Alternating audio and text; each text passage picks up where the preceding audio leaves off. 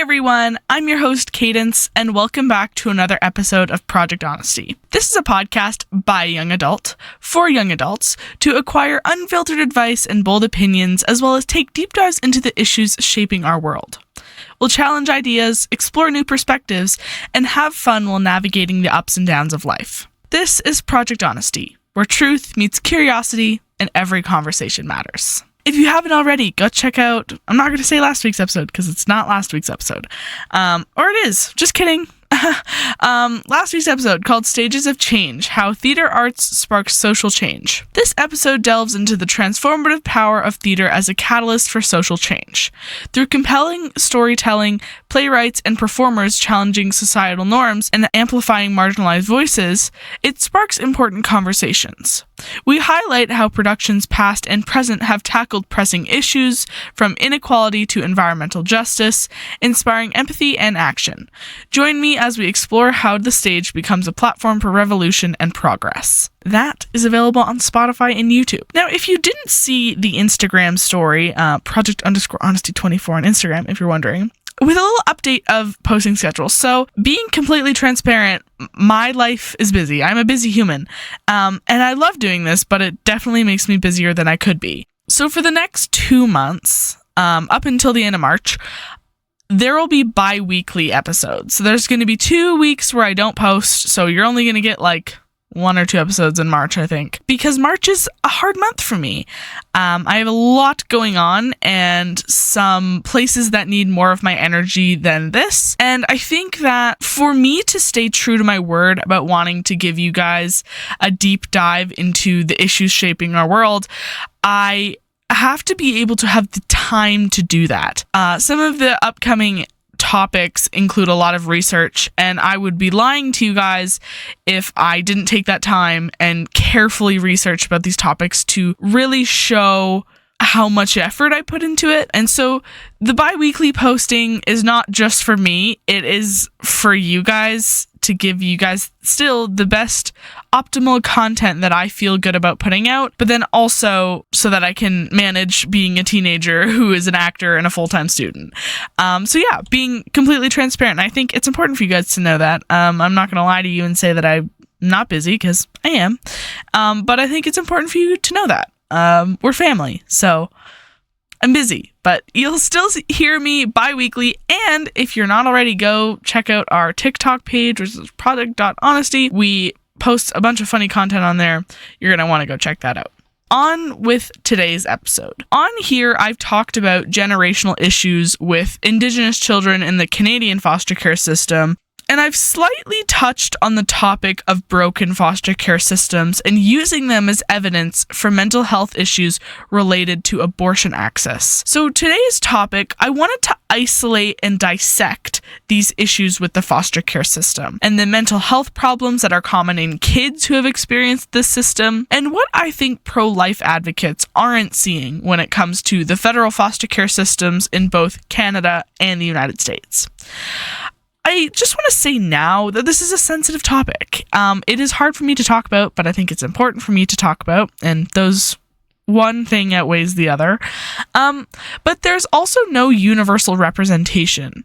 So no one story is the same, not every home is the same, and I am only one resource. So I would recommend highly that you get a wide variety of resources and reasonings before you kind of come to your own personal conclusions when it comes to this issue. I myself have never experienced the foster care system, and so this is coming kind of from a more research and outside perspective and statistic perspective, not necessarily a lived perspective. I just want to say that now. So yeah, sensitive, no universal representation, just wanted to get that out here. I want to start by talking about the biggest problems in the foster care system, like point form problems. Number one is lack of stability. Children in foster care often experience multiple placements, bouncing between homes, in group facilities, and sometimes even temporary shelters. And this instability affects their mental health and their education and their ability to form lasting relationships. I think when you see a movie or a media depiction of this lack of stability in foster care, you get to kind of step into this place of seeing what it would be like with no permanence. And I think as a child who is developing, you need somewhere to call home. And in the foster care system, it's really hard to find that. Number 2, there's inadequate mental health services and skill building resources. So this is also referred to as aging out.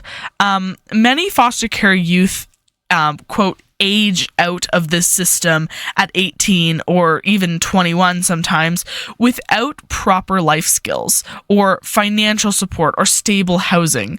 So this contributes to the homelessness crisis, unemployment rates, and incarceration. Because if you're shoved into the real world and your adulthood with no skills or prior knowledge or how to financially support yourself or a roof over your head, it is hard to get started. And thinking about me, like, I have a place to start from. I have a home and I have a job, luckily, and I have a base to work with. But with these kids who are in foster care their whole life, their whole youth, they have no base. There was not someone teaching them how to do their taxes or how to open a bank account. Nobody's doing that for them. The system sure as hell isn't. So they're missing these fundamental skills that are so important to carry into adulthood. Another thing that you see portrayed in the media a lot when it comes to this issue is racial bias. Children of color, particularly Black and Indigenous children, that's something I went over. I don't remember what episode it was in the Turtle Island Talk series, but you can go back and look.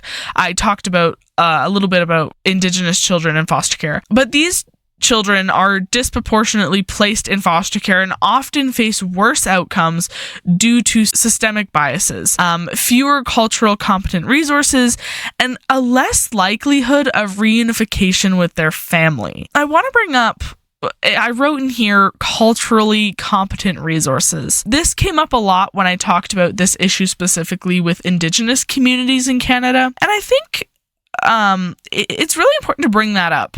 When a child specifically of color isn't immersed in their culture, they kind of lose touch. We're not giving them the opportunity to really connect with, because especially I'll speak a little bit about Indigenous children in foster care, having that connection to how their elders connect with the land and spiritual practices do have a lot to do with their mental health, specifically with Indigenous children. But that goes for all children of color, and I guess all children in general in this system. And I know that they face a lot of racial bias, just again, because of systemic problems that have yet to be addressed or are addressed and aren't fixed. Number 4, internal abuse. This is another thing that you see a lot in the media. While foster families are loving and supportive, some children experience neglect and emotional abuse and sometimes even physical harm in their placements. And the oversight to who is fostering these children is actually quite insufficient. So it makes it very difficult to detect and prevent this abuse from taking place. It's so sad to think about the fact that these children already don't have a home, and then they enter a home where abuse occurs. I hate that. That is a systemic problem that needs to be fixed, because why are we letting people foster children that will not fully love them as children? That's so wrong, and that is a flaw in the system that seriously needs to be addressed.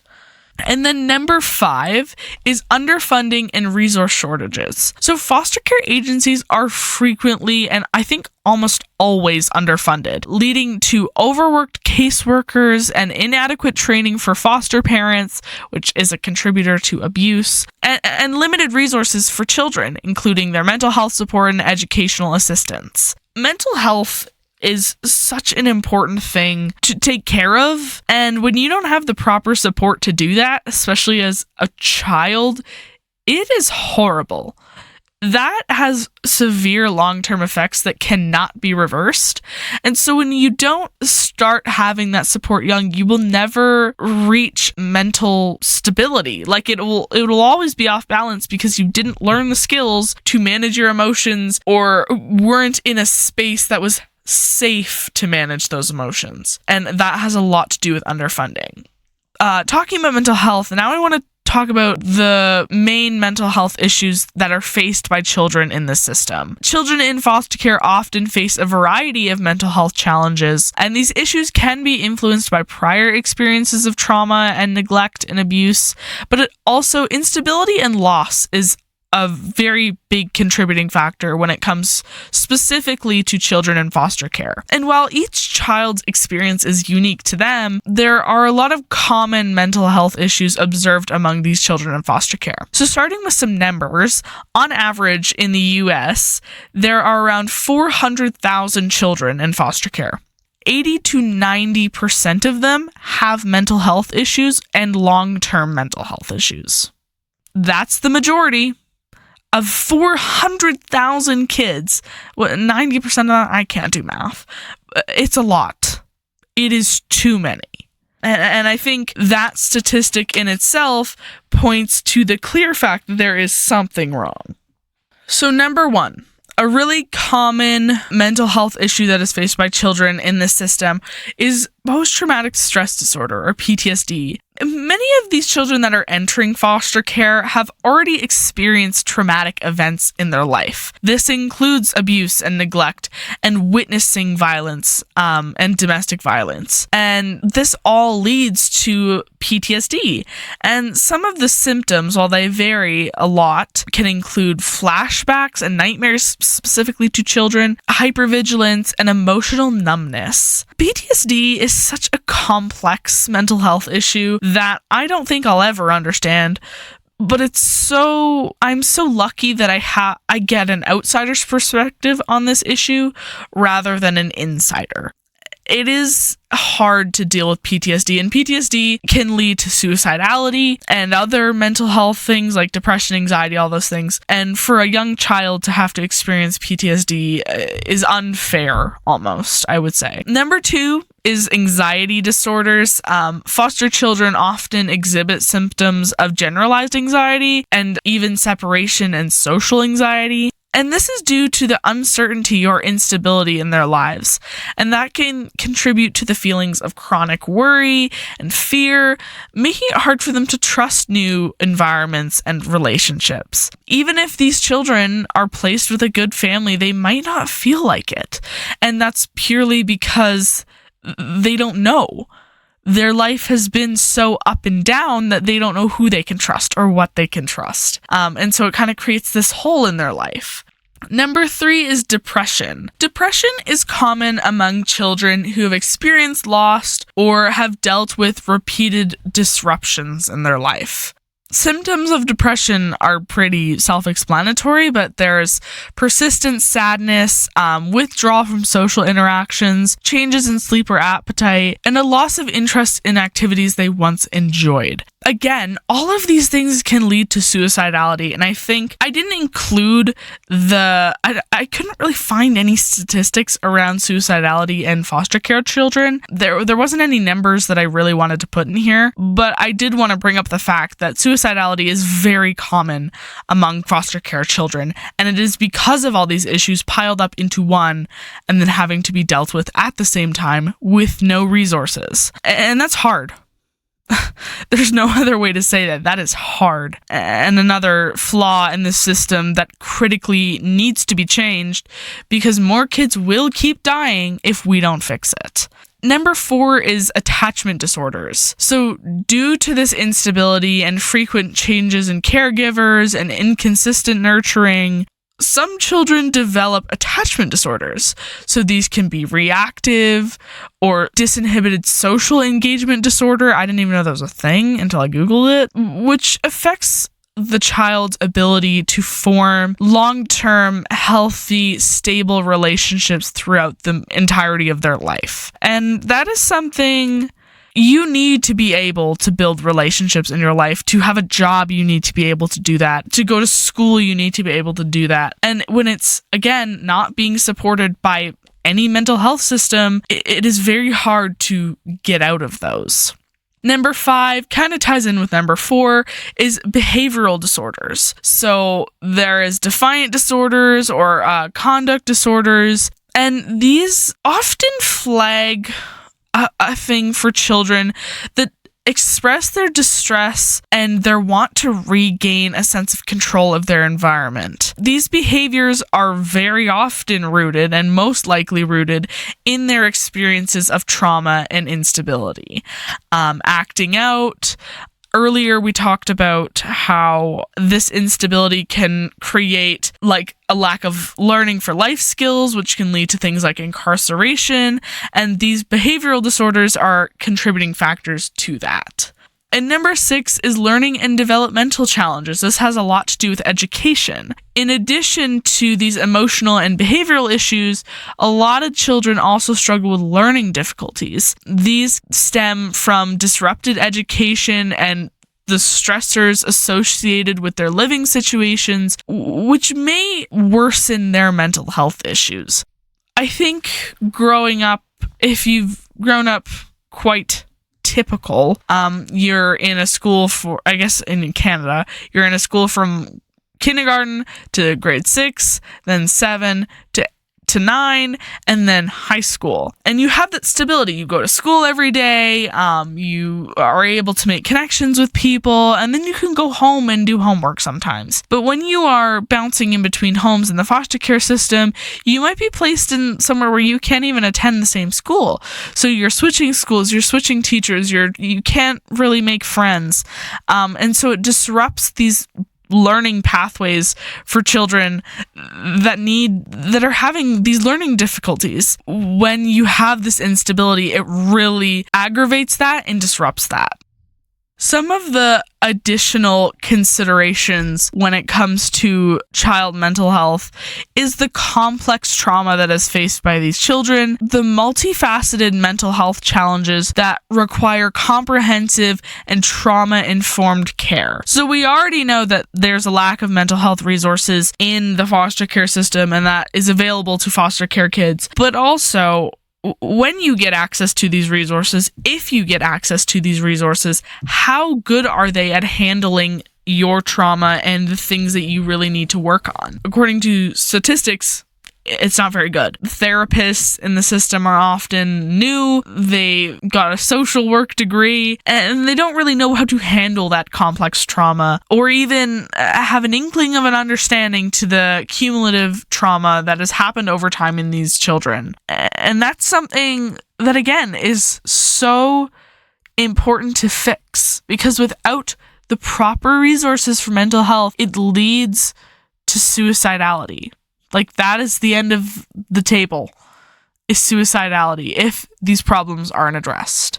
And that also has a lot to do with individual variation. So with it being complex, it also varies kid to kid. And no trauma is the same, and no trauma is easy to deal with. And so there's a difference in care when it comes to different children.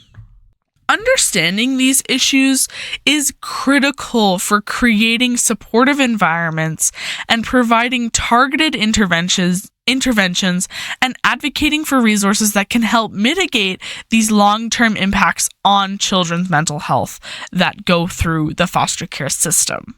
Now I want to go over why the system is broken.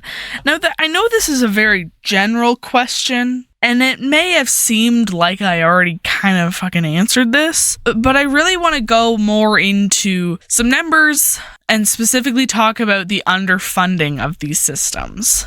So underfunding is the leading cause to why this system is so broken. And like any system or organization or whatever you want to call it, the more funding you have and the better overseer that you have, the better the program or the system will be. Talking about the Canadian government has tried investing more into this system. So in 2024, they announced that $47.8 billion was going towards child welfare issues. Now, we have yet to see how much this has actually helped, because it is only the second month of 2025, and I think nearing the end of this year is when we want to check statistics and see how good of an investment, like how good that investment has paid off. In the US, however, only a measly $12 billion is invested annually into their foster care systems and their resources. That number difference is shocking to me, because it's a given that the US system has more children than the Canadian system, yet Canadians are giving almost triple what the Americans are giving to that system. And that's crazy to see that. Like, what? $12 billion is not enough for a system with 400,000 struggling children.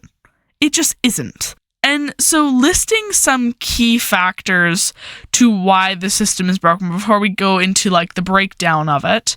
So underfunding, overworked staff, traumatized children, staffing shortages, a lack of oversight, systemic issues, lack of resources, placement instability, and the absence of robust data integration. And I'll kind of talk about that in a little bit.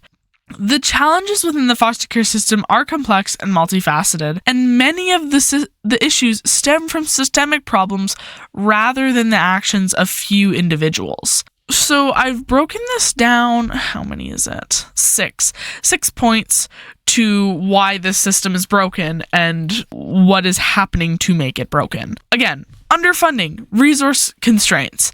There's a lot of budget shortfalls, so many jurisdictions struggle with limited funding, which directly affects the quality and availability of services, and this can lead to understaffed agencies, high caseloads for social workers, and a shortage of quality placements.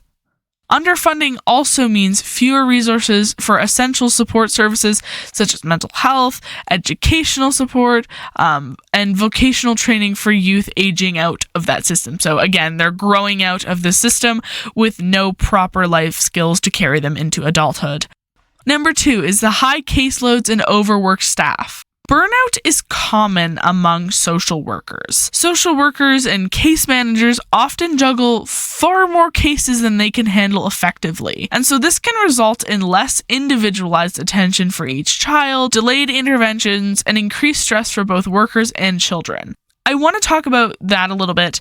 I want to compare it to an overfilled classroom. When your class is too full or has too many kids, you don't get the same quality education that you could if it was one teacher to 15 children compared to one teacher to 35 children. And I think that's something very important to bring up, because social worker health also matters. Their mental health also matters, and I think it's important to recognize that, and it's not talked about enough. And yeah, there's a lot of inadequate training, so when these staff are overburdened, inevitably, there's less time for training and professional development, which directly impacts the quality of care and oversight provided to these vulnerable children. Number 3 is placement instability. So again, these frequent moves and children being placed in multiple placements, maybe even a month, can add to the trauma that they have. And there's a lot of inadequate screening and support for foster families. So a shortage of well-vetted, well-supported foster families can lead to placements in environments that are not adequately prepared to meet the complex needs of traumatized children. That, again, directly impacts their mental health, and it's so unfair to put kids in a not good environment when they already just came out of a not good environment. And I think working towards screening more people and supporting more foster families is another pillar to how this issue could be fixed or could be supported. There's also, again, systemic challenges. So there's a fragmentation of these services. So the foster care system often involves multiple agencies and layers and all this other crap. And so the poor coordination among these programs can lead to delays and miscommunication and inefficient use of the resources, the minimal resources that they have. There's also a big inconsistency in the policies and practices of these programs, and these policies can vary significantly from one region to another, so it makes it kind of patchy, which hinders the implementation of effective and consistent care. Number 5 is quite short. Number 5 is, again, just the complexity of childhood trauma and their mental health needs. So in summary, the foster care system is often seen as broken because it is so complex. It's like a web of under-resourced services, systemic inefficiencies, and long-standing social inequities. And addressing these issues typically requires coordinated policy reforms and increased funding and better support for foster families and staff. And when there's a miscommunication and miscoordination between programs, that's not going to happen. Now I kind of want to talk a little bit about why foster care isn't the perfect alternative to abortion. Now I want to start off by saying I am pro-choice. I've made that very clear on my platform, and I will continue to do that. Another woman's body and what she does with it is none of my damn business. I don't want to be told what to do with my body, and it's sure as hell not my place to tell another woman what to do with hers. And another point to add on before I kind of go into this a little bit. The right to choose should be exactly that, a right. The more we take away options for choice, the more dangerous the consequences become. And saying it quite frankly, the system is broken. There is no denying that. Based on the evidence that I just talked about for the last, 25 minutes, 30 minutes, it's broken. It's not good for kids. So asking myself this as someone who's pro-choice to a pro-lifer, why would you want to put a child through this system when the outcome is almost always predictable to be negative? Again, up to 90% of the children in the American foster care system come out with long-term mental health issues. That is an undeniable statistic because I'm giving you a fucking number. The requirements to adopt a child, I don't know, I tried reading some of them and then I kind of gave up on that, but it has so many requirements that are hard to meet for a reason, but it's also expensive. And in some cases, it's more expensive than having your own biological child.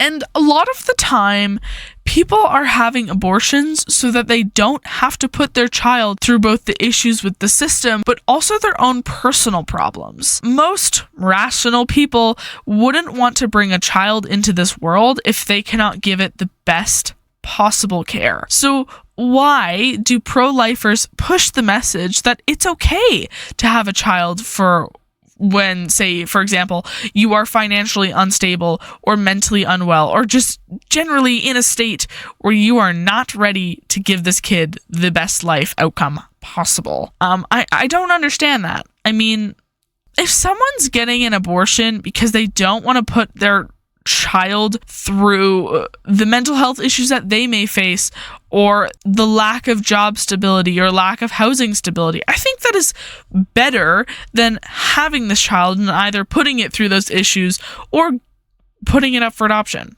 That just seems like inhumane almost to me. And another thing that I've noticed is that pro-lifers don't see these problems. So if they brush them aside and saying basically, well, it's the government's job to fix it, it's not their problem, nothing will ever change.